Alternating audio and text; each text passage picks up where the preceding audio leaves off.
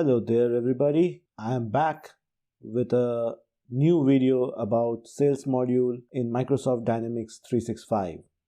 This is the part 2 of sales module. If you haven't watched part 1, I suggest you watch that first. The link to that video will be shown below on the screen. What we will learn in part 2. In part 2, we will learn about business units, sales teams, sales territories, fiscal period, currency, and product catalog. All these things are clubbed under initial setup. They are like important building blocks you must have in place before you actually start running the sales process. Without these, you may be able to use CRM, but there will be issues cropping up every now and then because something is missing, some configuration is not there. That's why it's important to learn how to set up your CRM instance. The first thing you must know about in your CRM is business unit. Business unit is like the organization for which this instance has been built. Now, if it is a company, then this is that business unit. There can be multiple companies like Tata Group. Tata Group has many companies under it. So, business unit can be one of those companies or the Tata Group parent company. It can be built either way. A business unit may be just a division, maybe just a branch, but there has to be one business unit, and that one business unit corresponds to your company. That business unit is already created when you start your CRM. When you first instantiate your CRM instance, it is already created for you, and the name is similar to your domain name. You cannot and you should not delete that business unit. I'm saying that business unit is mapped to an organization, department, or division. Assume that it is mapped to an organization. Like I took the example of Tata Group. Assume that business unit or the first basic default business unit represents Tata Group. Then, under that business unit, you can create a child unit called Tata Automobiles. You can create Tata Steel. You can create maybe Tata Retail. You can create maybe Tata Coal or Chemicals or something like that. So every business unit, the default one, can have child business units, multiple child business units. In the same way, the child business units can have multiple child business unit under them. So you can create a hierarchy for that. But the restriction is that each business unit can only have one parent. It cannot have multiple parents. It can have multiple children, but it cannot have multiple parents. Each business unit may have a child business unit. Each business unit may have one or more teams, and each business unit may have one or more users. So, every business unit must have a team, user, and child business units. If you are a user of a particular BU means business unit, that's the short form.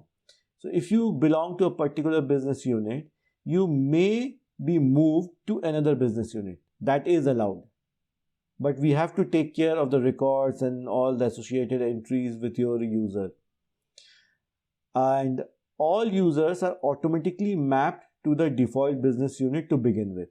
You may map them to child business units later, but they are defaulted to the first business unit when you create a user. You can assign roles to business unit team. We will see that. And the business unit can have many teams, and users may be assigned roles from different business unit. Because what I told you, if Tata Group is the default business unit, then the children business unit are different companies. So most of these different companies will have different roles. They will have different people working on different designations. So they will have different roles. So each business unit has its own security roles which are applied on a particular user. But a user can be assigned multiple roles from different business units.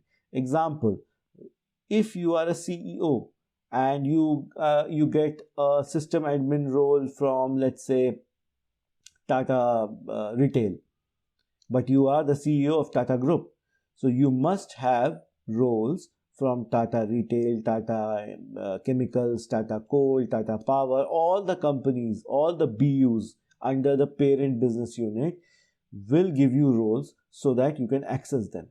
This is a simple diagram. I apologize for my drawing ability. It's not that great. So default business unit is always created. Remember that. Default business unit is always created when you instantiate your CRM. The first instance you create, or any instance you create, a default business unit is created. Each business unit may have another child business unit under it. It can have a team, it can have users. Each child business unit again follows the same pattern. It can have teams, it can have users, and further business units.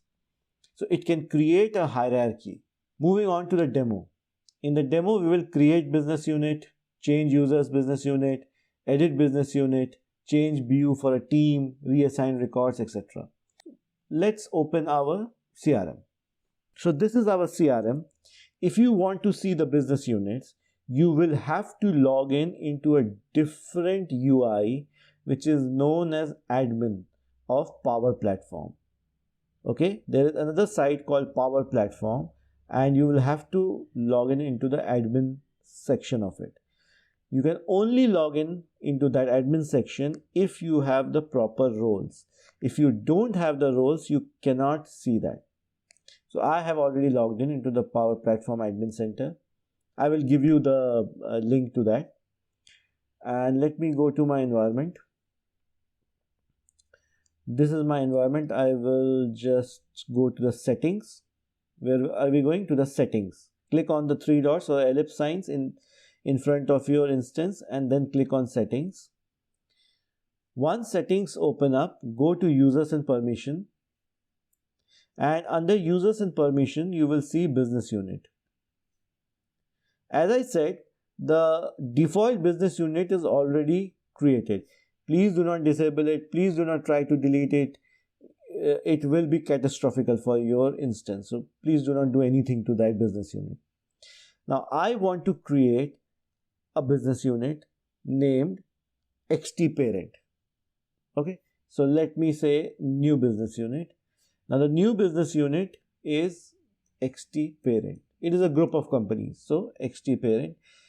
And the parent business unit is already set to the default one. Because this is the first level, so it will always have a parent of the default unit. So default business unit will become the parent of the first level that you create.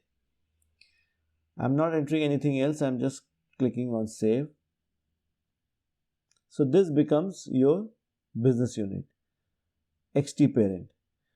Now, if you want, you can have more child units under it. It can be XT Parent. It can be something else, like, say for instance, you have another company. You can create one more business unit. Again, the default business unit becomes your parent.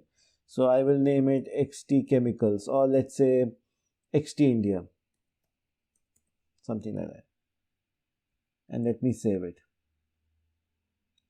Now, under XT India, there might be two companies. One is your automobile, which deals with automobiles, and the other which deals with retail. So what can I do? I can go and say new business unit. But if I do that, the parent business unit is defaulted to the original one, the first one. No, I don't want that.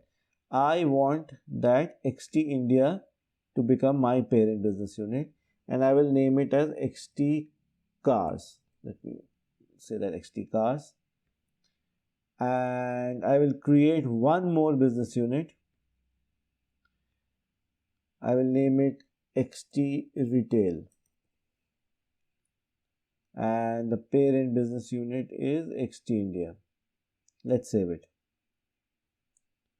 Alright, so we have 4 different business units. One is called XT India, which is the parent of XT Car and XT Retail. If you want to edit this business unit, you just have to go here, click on the 3 ellipses, and you can say change parent business unit, enable, disable. Before you can delete a business unit, you must disable it. And if you want to change the business unit's record, if I just click on this, look at this. If I click on here, it will say remove all the records assigned to this business unit to the other business unit which I am naming here. Reassign XT car users record and child business units to the selected business unit. Yeah. So everything like BU, child BUs, users, records, everything will be moved to the other business unit. So the parent will be changed. We don't do it normally. It is a huge change. So you won't see us doing this change that much. Let me click on XT India and I want to see if there are any users. There are no users here. Why? Because there is only one user in this tenant and that user has already been assigned to which business unit? The org business unit. Then let me check if there are any teams here. There is only one team which is the default team. It has exactly the same name as the business unit. It is automatically created. We will go into teams very soon. If you want, you can select this team and click here, manage team members. It will show you all the team members, the users who are member of this team. Because I don't have any users, it does not have any team members. So this was your business unit. For each business unit, it can have a child business unit or multiple child business unit. It can have multiple users. It can have multiple teams. Why do we have teams and users? We will discuss it next. Let me see what else I can show you. So I've showed you create a business unit. Change users view. Yes, I haven't shown you that. Let me go to the users. You see the business unit here? I can go and change it. Look up more records.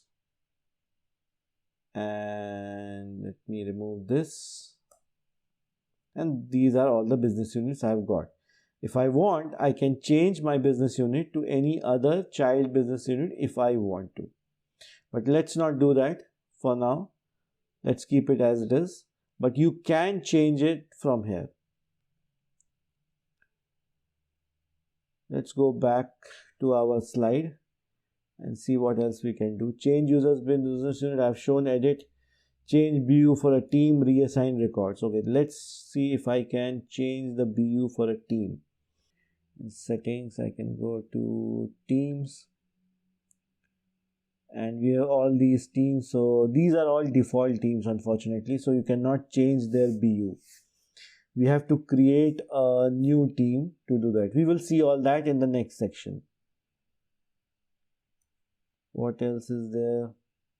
Reassign records. To reassign records, go back to the BU. In BU, if you select any business unit, you will have the option of reassigning business unit records. If you reassign the business unit records, all the users, all the child business units, all the teams will be moved to that new business unit which you have targeted. So from the source business unit, all the teams, users and their child business units will move to the new target which you have selected. All right. So this is one way of handling your business unit. Word of advice, do not mess with business unit once they have been set up. Unless and until it's extremely important or some drastic changes have come through, please do not mess with business unit per se. Yes, you can change the user's business unit, you can change the team's business unit, that's okay. But do not try to create business units on the go. If you do that, you will mess up your instance for sure. What is a team? Everybody knows that it is a group of users who share and collaborate on business records. In our instance, it is people who collaborate for business. Yeah, so they should have something in common. You cannot create teams just because somebody said that you have to create a team. No, in CRM you create a team of people who share homogeneous roles, like a management team, developers team, testers team, something like that, engineers team, automobile engineers team. So you have to create teams who share a similar kind of role in your company. A business unit can have as many teams as you want. Now, the teams are of basically three types: owner team, access team, Microsoft Entra group teams. The first one, owner team, is the most widely used team. Why? Because the owner team can have security roles assigned to it and can also own records. So, if you are a member of a owner team, then you will have access to those records. So, I am not giving you any special permission for any record. I am just assigning permissions to the team. I am making the team as the owner of the record. So, each member of that team can share that record. Next come access team. Access teams are a bit different. Access teams cannot own records. Access teams do not have any roles applied to them. But when you want to share a single record with all the members of the team with a simplified security role, like everybody has read permission, everybody has write permission. When you want to share one record, a single record with multiple people who are a member of a team, but you do not want to make the team as the owner, you do not want these guys to be the owner, or you do not want to give them permissions over organization, let's say, or opportunities. You do not want to give entity permissions. You want to give permissions only for that particular record and no more. Then you use access team. Again, I'm repeating. A owner team owns a record, has permissions applied or user or roles applied to that team. Each member of that team inherits those permissions or roles, and each member of the team can access whatever that team can access. If the opportunities has been given access to a particular team, each member of the team can access opportunities.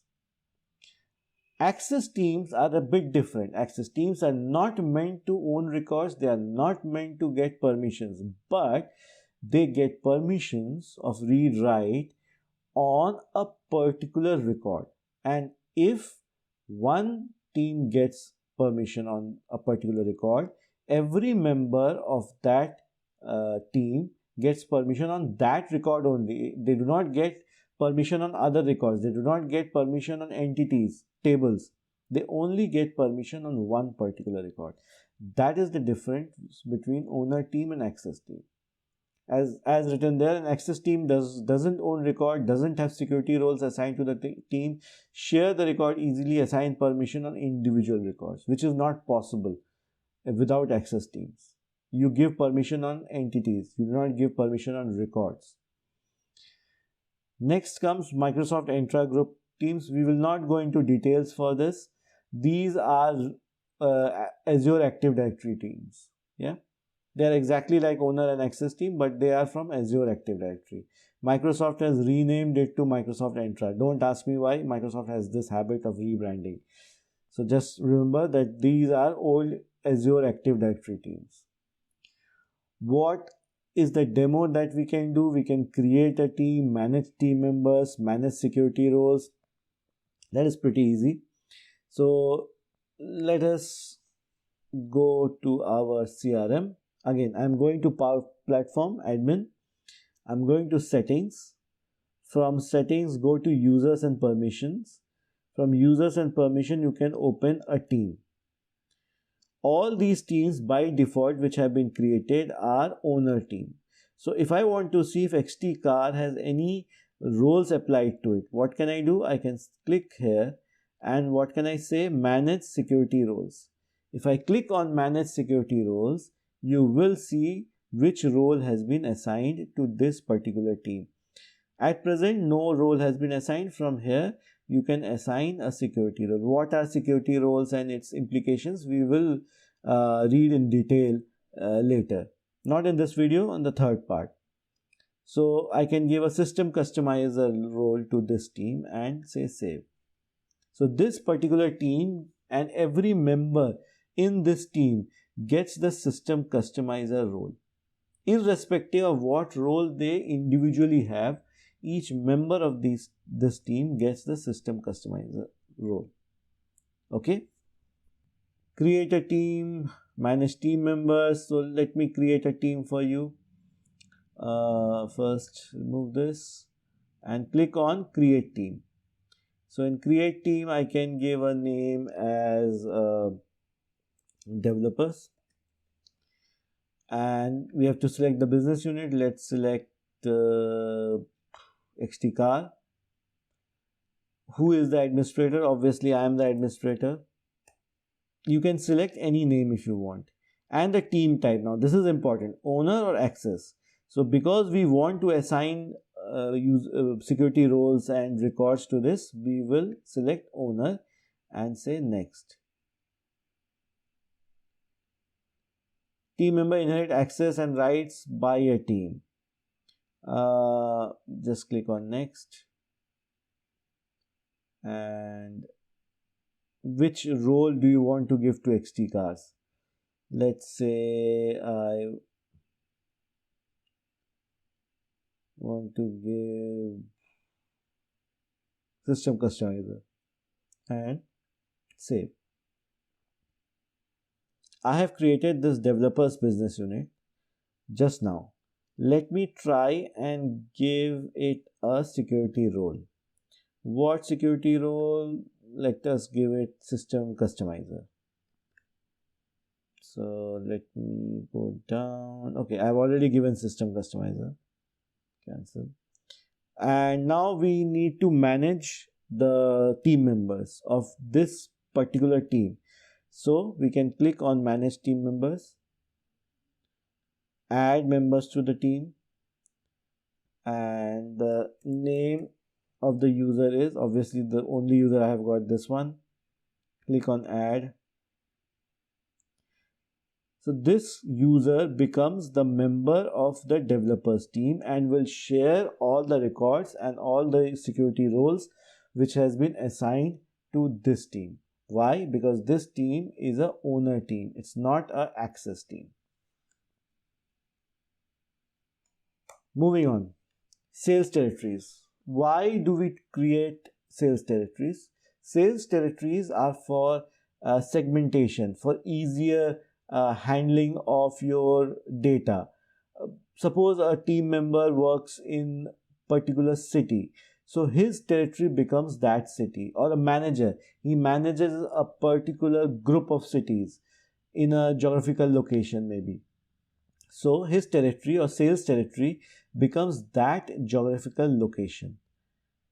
Now all the records, all the data will be mapped to that sales territory. Based on the sales territory type and size, you can define sales methodologies and training required for those locations. Because sales is completely different. Each geographical location may have different kind of needs. So for better maintenance or better management, we sometimes create sales territories. How do we create sales territories? Let us go and check that out. We will first log in into our UI. The app which I am using is Sales Hub. So we are in Sales Hub now. Let me go to app setting, and in app settings I should have it somewhere. Okay, these are the sales territories. Now let me create a few to give you an idea. New sales territory. What is the name of territory? Let's say North India. North India. And who is the manager? Obviously, again, I have only one user, so I become the manager. And what is there a parent sales territory? Because this is the first one, so we don't have any parent sales territory. We leave it as it is. Description, I'm just giving testing. So this becomes your sales territory. Now save it.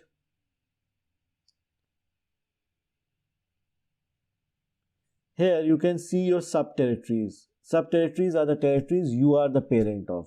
So maybe you have created a sales territory called North India, but in North India there are huge number of cities, few states also there. So if you want to go for a more detailed bifurcation, you can go for sub-territories. In sub-territories you can create cities, like you say North India, and under North India you can create Delhi territory, you can create let's say Uttar Pradesh territory, you can create Himachal territory, and so on and so forth. We will look into territories sometimes when we are into going for more detailed into opportunities and all that. Territories can be used in price list also. For each different territory you can have different price list, but all that we will study later.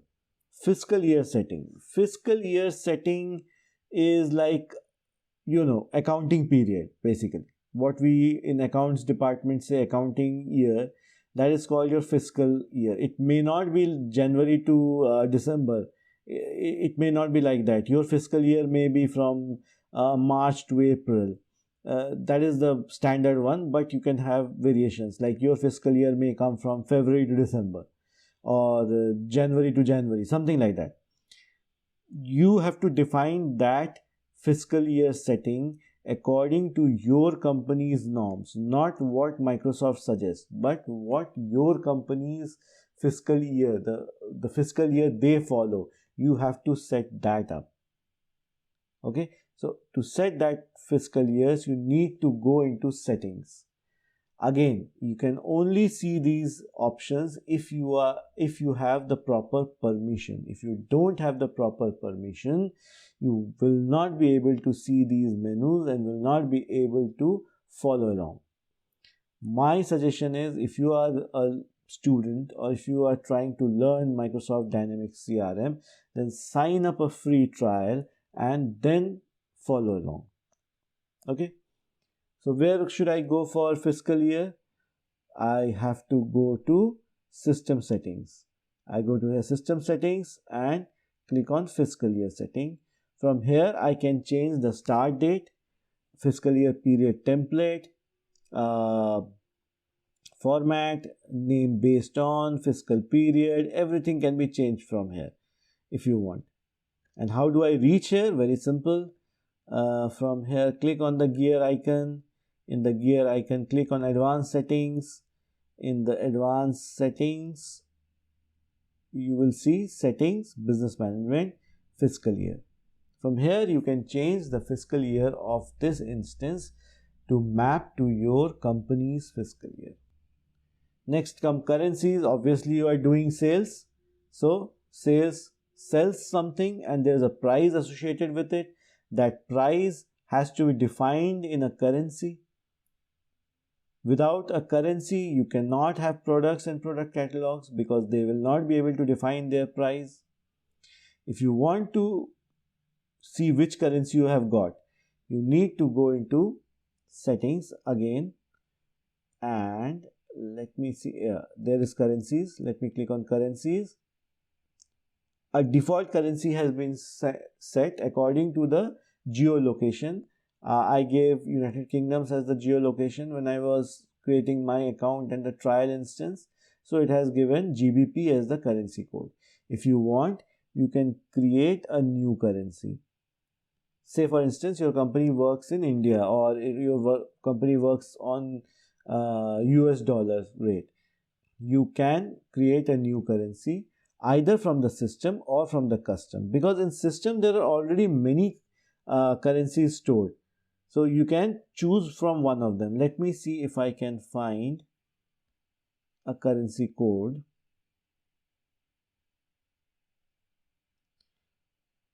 of INR, ABCD, and this is okay, India. So I will select India and say add. I'm not sure why this is coming in some different dialect. Let me delete this. Currency name is rupees. Currency symbol is correct. GBP to INR. For now, I'm just putting in something, but you must keep on updating it if you want the correct price to be shown according to the geolocation. Save and close. So a new currency has been created called rupees. It has its own symbol and the exchange rate has been defined. These currencies will be used in your price list. So you must have at least one currency created. If you don't have any currency created, you will not be able to create price lists, which we will look at in this video. Alright, now that we have gone through the basic understanding of setting up your environment, we must create a product catalog. Product catalog has n number of steps. You cannot go and create a product directly and hope to start working immediately. You have to take few steps before your CRM is ready to work on products. Here is a very simplified diagram.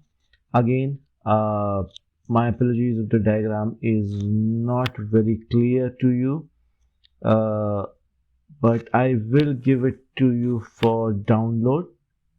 You can get it from description or from my blog. So the first thing you must do, if necessary, is to create a discount list. Now this discount list creation step is optional. Sometimes you do not have a discount list, so you don't have to create it. It's not compulsory, it's not mandatory. But most companies do offer some kind of discount, so you must create a discount list.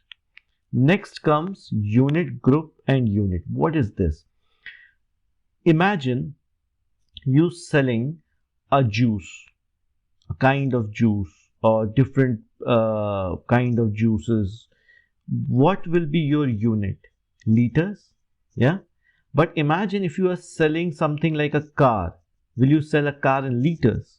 No. Car is a single unit. You will sell a single unit. You do not sell car in parts. If you are selling vegetables or something which you can measure, you will be selling it in kilograms or pounds, not in liters and one car or two cars. So unit defines the smallest amount which can be sold and which represents the measuring unit. So you measure your sales or your product in that particular unit, and the unit group is a collection of units. You need to create unit groups and unit. We will just create that and you will see what I mean. Each unit is the smallest amount that you can sell, the smallest one. So like a car manufacturer, the smallest unit will be a single car. For a juice manufacturer, the smallest unit may be a liter or maybe half a liter. For a stationery stationery selling shop, the smallest unit might be one textbook. So it depends on the product, what is the unit. So you must set that up. Next, you create product and product groups. Products, as you know, are something which you sell, and product groups are a hierarchy. Assume that you are selling a car.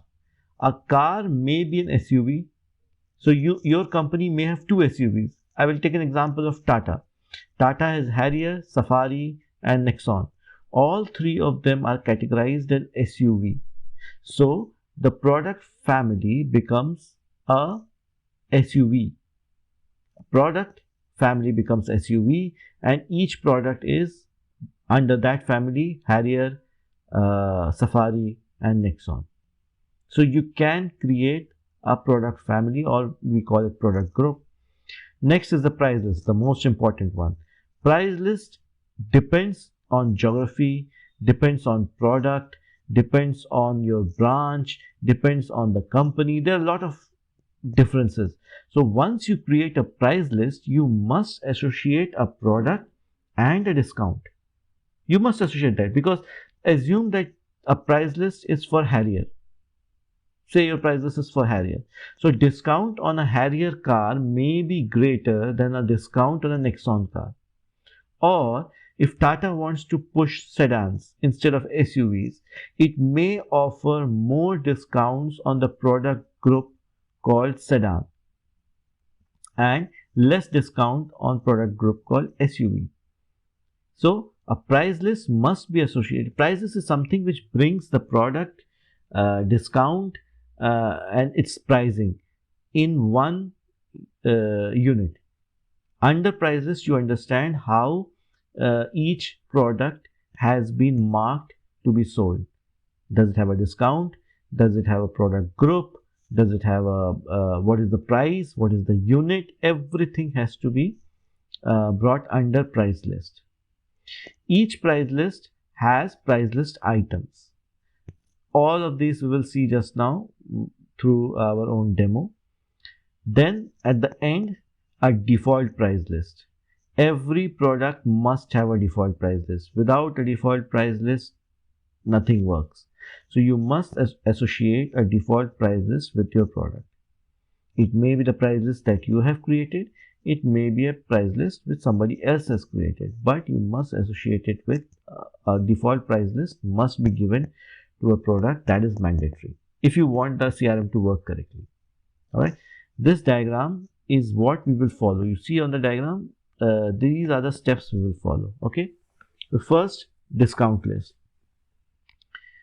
So to create a discount list, you go into your sales hub and from there you can create your discount list. Let's go to our sales hub.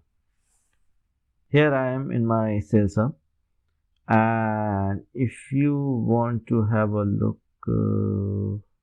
yeah, this is discount list here. Click on discount list. I may have created one earlier. Let me see. Okay, so there are no active discount lists. There are nothing. So let me create one. Let's click on new. Name it Harrier India. So this is a discount which we will offer on Harrier cars. Now you have two options, either a percentage or amount. Percentage means the price will be given, a discount will be given on the price. So if you say 10% of price, it will give you a discount on the price, 10%. Yeah, there is no fixed amount. If the price is 1000, the 10% discount becomes 100 rupees. Simple as that. On the other hand, you might give a complete discount in absolute amounts. So I can say amount and I can say the discount will be this much. Okay, so let me save this. I have saved it. Now let's go and create a discount list item. If I go to related and click on discounts, you will see there are none. So I will click on new discount and begin quantity, end quantity, and amount. How much quantity you are giving Harrier a discount. So obviously it's a car, it's a very costly car, so we will just say begin quantity and end quantity as 1. We don't want to ask you to buy 5 Harriers and then I will give you 1000 discount. No. And how much discount I am giving you? Let's say 2 lakhs. Yeah. So I'm giving you 2 lakhs of discount on one Harrier car. So it is taking GBP. So let me reduce this. 2000 GBP, because the default currency is GBP. That's why this is happening. Let me save it.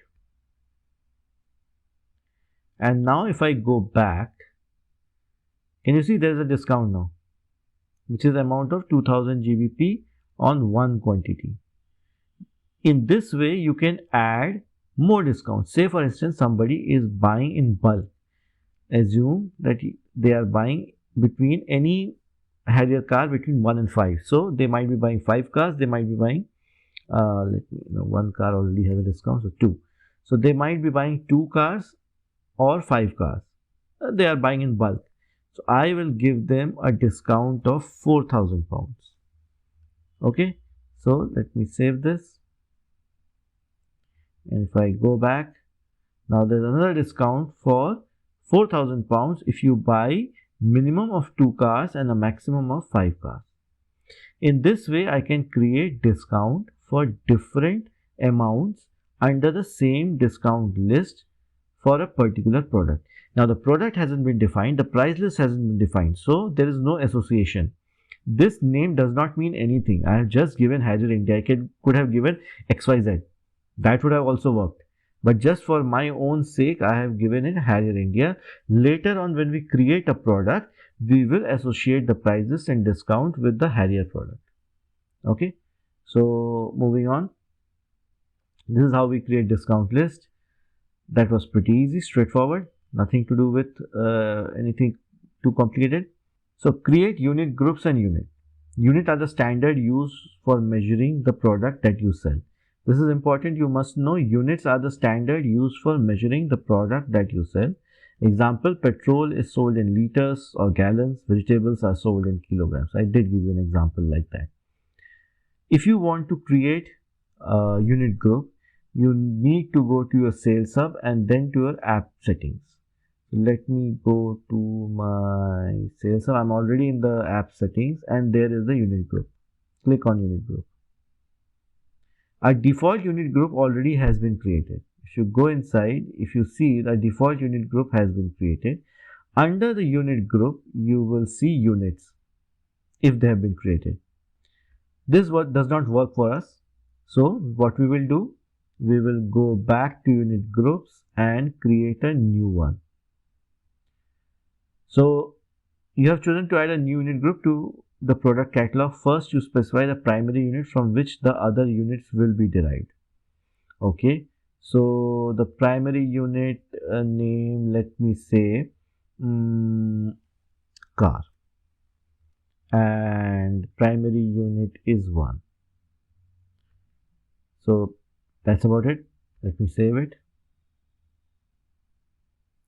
As you can see, a unit group has been created called car. If I go to the related entities and see in units, 1 has been defined as the unit. This does not sound correct. Let me correct the name. Single car. And now save it. Let's go back. Now I have created a unit called single car which represents 1 quantity. I can create a group of cars, but that doesn't sound correct. Means what is the product unit? Group of cars? Fleet of cars? Maybe you can create it, but I don't see the reason for that. So for now, let's leave it as it is. We have created our unit group and our unit. Our unit group is called car and the unit is called single car, which represents 1 quantity. Okay, let's leave it at that. Let's not complicate the matters further. Now, so this is your product family. Okay, as I was giving you example, the company might be Tata Cars. It might be selling 3 kind of products: SUVs, sedans, and MUVs. MUVs is multi-utility vehicles. And under SUVs, there might be Safari, Harrier. Nexon is also categorized as a SUV. SUVs, the 2 products are Safari, Harrier, and I can say Nexon if you want. Sedan, we have Tiago and Tigor. MUVs, we have Winger and Sumo. Sumo is still being produced. I'm not that sure. I think Tata has discontinued Sumo. Let me know in comments. So this is the product family. Yeah, product family is a group of related products by the same company under the same brand. Easier to manage. Why? Because SUVs will share similar kind of properties. So the price will be similar, discounts will be similar, the sales pitch will be similar.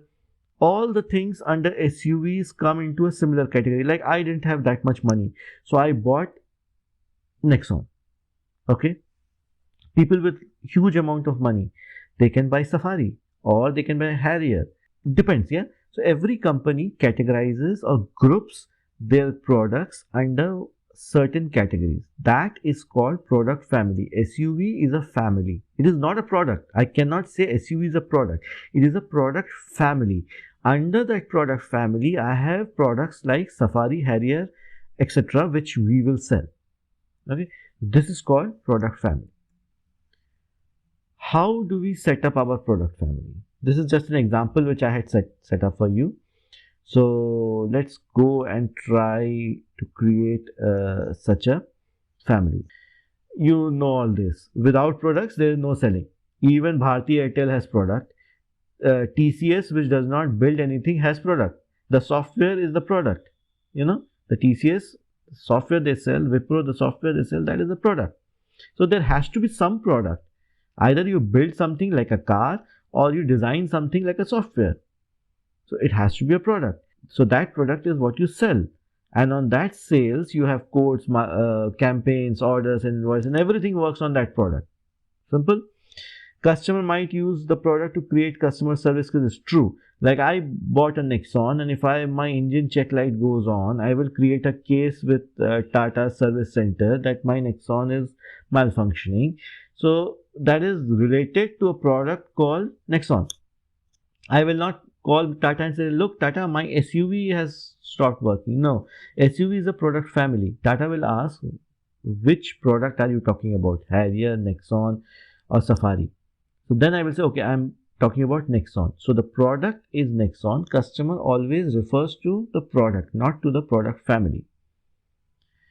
When we create a product, you cannot set a default prices unless the product is saved. Obviously, if there is no product, if the product is not published, what is the point of having a default price list? We will see that. Properties are inherited from parent. The product family can be overridden. Okay, every product family has some properties.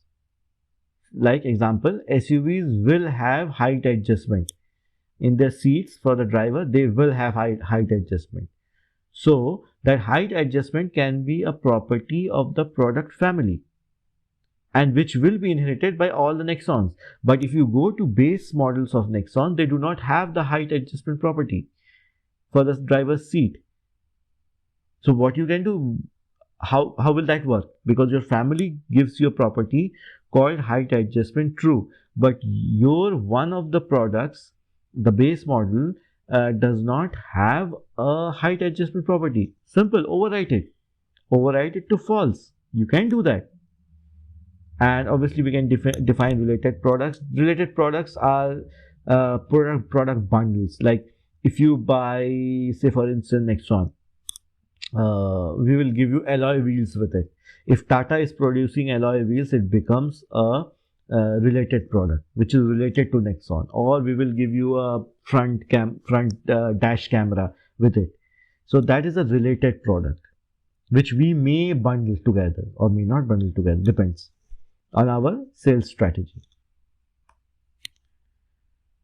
Let me go to my sales hub. So let me go to families and products.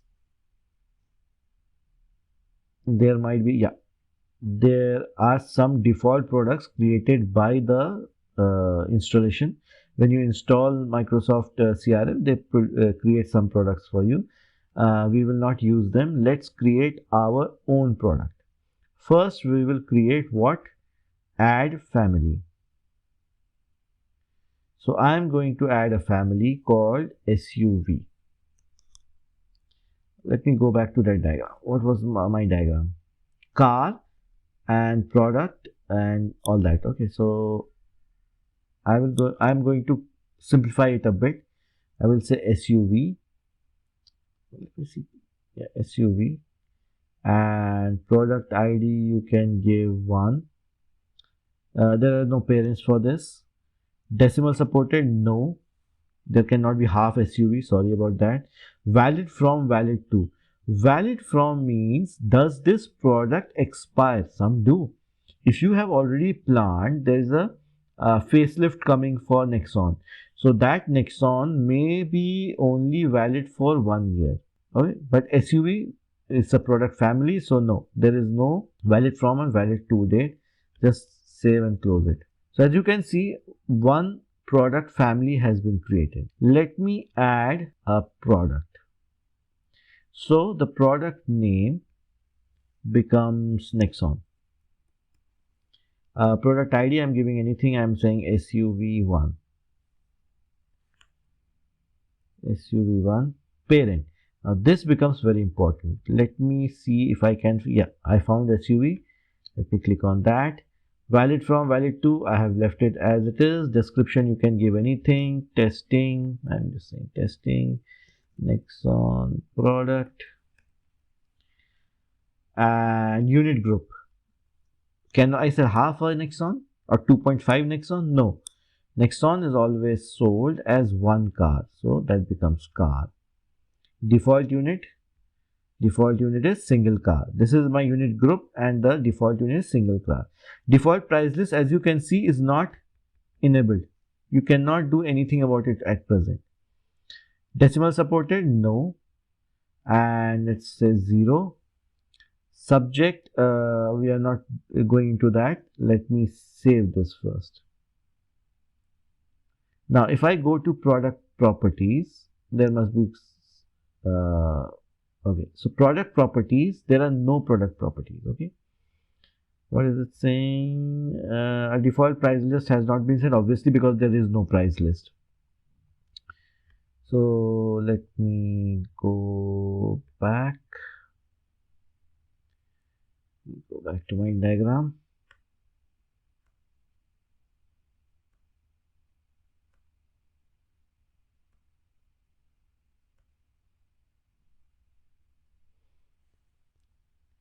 Okay, so this is my Nexon, and let me create another product. I will name it as Harrier, and product ID becomes SUV2, parents becomes SUV, valid from, valid to, I'm not saying anything. Testing as Harrier product. Then again, as you can imagine, unit group will be a single car. So, and the default unit automatically should have been put to single car, but it's okay. Default prices, we don't have a price list, let's leave at that. Decimal supported 0. Subject, I don't care. Now product properties, there are none. Let me save it. You can give additional details. At present, I'm not giving additional details. Now, what are these additional details? Additional details, especially the most important one, is this pricing. Remember this pricing, it will come back. This pricing is the one which you define on the product. When you are not using a price list, you define the price here. If you are defining the price here, it will pick up the price from these values, these fields.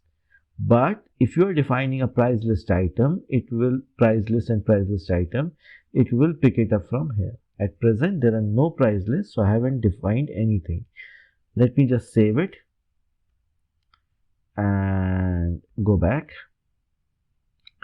Do you want to see that chart? Let me click on that diagram and we create a diagram showing the product family. So the product family is SUV, Harrier, Nexon. Now we have talked about properties, correct? So let me go to SUV. Let me go to product properties and let me create a product property called ground clearance. So the name of the property is ground clearance. Description, I don't care. Required hidden, no. Description, let me give, no, let me leave it. Property data type, I want decimal, should do, no, whole number. Whole number is better. Let me put whole number and I say 200. So this is the property called ground clearance. Let me save it, and I will also give a new property called height adjustment. Height adjustment. Height adjustment, and the property becomes option set. And if we save this now, it will ask me what option set. I have to create an option set. New property option set item. I will say not available. So height adjustment is not available. Value is false. Let me say 0. Value is 0. Save and close. And the next is available. New property is available. Value is 1. Save and close. The default value is available for now, and we save it. So now SUV as a product family has two properties: ground clearance, which is always 200, default value is 200, height adjustment is available. Now let me go back to my products. So I have a product called Nexon. Assume that Nexon has a 180 mm ground clearance. So product properties will always give it 200. No, I don't want 200. So let's check the product properties on our product. So this is Nexon. Nexon has a product property of 200 ground clearance, which might not be correct. Let me see if I can override this. I will create a new property. Name it exactly like the other one, ground clearance, and the property will be whole number, which is 180 mm. So let's save it, go back. As you can see, it is clearly saying ground clearance value of 200 is being inherited from the family, from the parent. The diagram, you see this icon on the left hand side, this shows this is an inherited property, and this is the property of Nexon itself. So this Nexon property is that belongs to this car. Okay. Same way we can do if we go to Harrier. Let me go to Harrier, see what happens in the product properties. In the product properties in Harrier, you will see no ground clearance of its own. This is straight from the family. It is inheriting straight from the family. Okay. Once you have created your product and you are happy with it, you may be able to publish it. But before publishing, let's do a price list. Before we publish any product, we must get a price list in place. So how do we get a price list in place? Here is the price list. Let's click on this. Now the price list is the entity which brings everything together.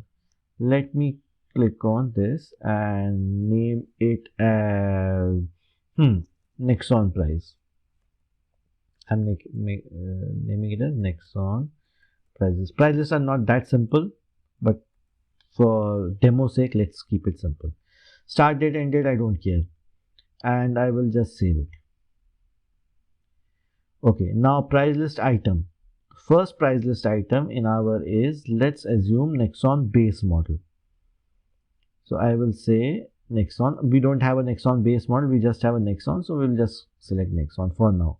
We can have a Nexon base model and Nexon top model and Nexon XZ Plus and blah blah blah. Discount list, did we create a discount list? Yes, we did, but it's for Harrier India, so we leave it as it is.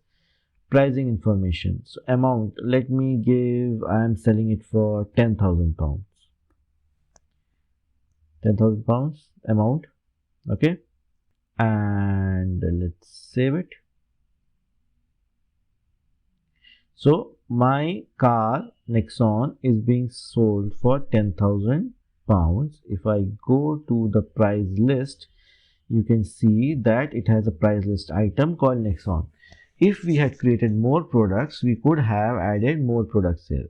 At present, Nexon does not make any sense. Nexon has 5 or 6 different kind of versions. Nexon with sunroof, Nexon automatic, Nexon diesel, Nexon petrol with sunroof, Nexon diesel with sunroof, Nexon automatic with sunroof, Nexon black, dark edition, Nexon red edition, and there might be 100 more.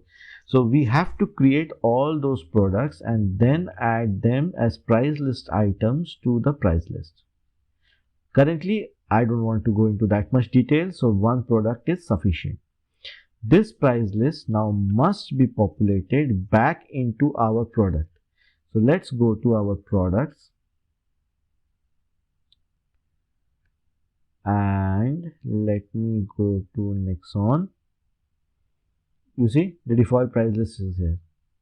Now if I click on publish, confirm, I cannot publish it because my family hasn't been published. So let's go back here. SUVs are not published yet. Yeah, it is still in draft mode. So if the parent is not published, how do you suppose I can publish the child?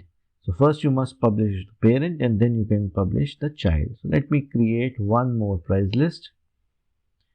New price list, and it will be Harrier. Again, Harrier has many versions. For now, we are just treating it as one single version. Let me save it. Now go to price list items, create a new price list item. Product is, I hope it shows Harrier. Yeah, Harrier is there. Discount, there was a discount list if I'm not wrong for Harrier. Yes, there is. So Harrier India. And pricing information, let's say I'm selling it for 20,000 pounds. Did I put one more zero? 20,000 pounds. It can be percentage of list, percentage of markup. There are a lot of differences. Remember I told you those 3 fields on product? Do you remember that? That are the percentage markup. So if you give product a value, a current cost, then you will have to define a percentage which will be added to that current cost in this price list. Then there is standard cost. Okay, percentage margin is how much more markup. Remember, markup means it's not marked down. So if your product is 100 rupees, the price list will mark it up as 120. Percentage of margin is how much margin you want to keep, and percentage markup on standard cost. If you want to keep on standard cost is like, okay, my car costs 10,000 now, but 5 years later that cost might be 20,000 for the company. I'm talking about the company. So that is the current cost and the standard cost, and on that you can define markups or margins. Because I have left them empty, I have left those fields empty, so that's why I'm saying currency amount. Simple as that. Okay, so currency amount, I'm giving a fixed price like 20,000 pounds. Okay, so let me save this. Now if I go back, oh, I missed one more thing before going back. Okay, if I select percent of list, okay, so related to the list price field should be available and filled in on the product form. So the product must have the list price. If I can show you, let me clear that. Keep it currency amount. I will show you what it is talking about. Let me just fill it back. Save and close. I'm going back to Harrier. I'm just trying to show you what it is talking about. So additional details. Do you see this list price? This list price must be filled in for the price list to take the percentage of it. Because I did not put in a list price, therefore I cannot take a percentage of that. Okay, this is the list price on the product, not on that price list. This is a separate matter. Okay, so let me go to families and products, SUVs, and can I publish it now? Publish, confirm. So the product has been published. I'm going back to families and products. Let me publish Nexon. Can I publish it from here? Do I have an option? Yes, I have an option. So publish, confirm, and then I'm going to Harrier and publish, confirm. Okay. Let me go back to Nexon to show you something. We talked about default price list. This is the default price list. Why is this the default price list? Why? Because you only have one single price list related to Nexon. That's why there's a default price list. If I want, I can create another price list. This does not look good on the CRM, but let's assume Nexon the new price list. Yeah, 2024 price list. Let's say 2024 prices. Okay, and I save it. Go to the price list item, new price list item. Product again is Nexon.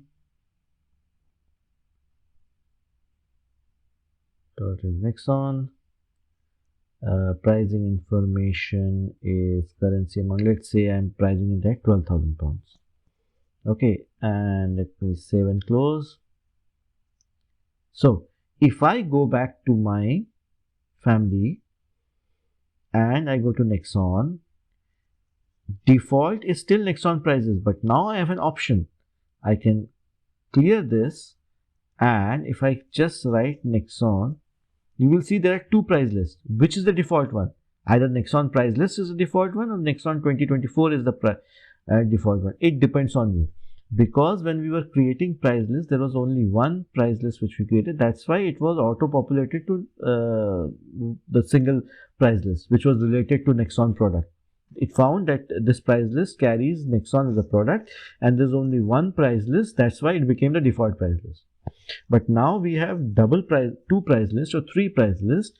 So you have the choice to change it. Okay, you can change it. Depends on you. Save. Now our product catalog is finished. This is it, how you set up your product catalog. Again, if I go back to the diagram, please do not forget this diagram. This has to be followed step by step. Create discount list, create unit, create product, then create an empty price list, and then associate discounts and products into list items, and then set the default price list. If you have more than one price list, the default price list depends on your choice. If you have a single price list for a particular product, then it is auto-populated. Okay, please be careful when you are creating more than one price list for that item. Please be careful which one do you want on the default. By itself, it will always pick the first one. It will pick the first price list that you create and it becomes your default prices. But that might not be the business case. That might not be the scenario for you. It might be that you have to choose some other default price list. So please check the product after you have finished creating all the price lists. I hope this makes sense to you. Let me know what else you want to study in product catalog or setting up your CRM instance. Did I miss anything? All these things can be done on the trial which you sign up. Please sign up a trial and then run through all these changes, all these configurations, and understand how you do it. Can you do it? because you will need it when you set up the instance of the client. At that time, you cannot do your testing. You have to do your testing now. Okay? Go through my videos. If you like them, please be kind enough to subscribe and share those videos as much as you can. It will help me to keep myself motivated to create new videos for you. Thank you. Bye bye. Have a nice day.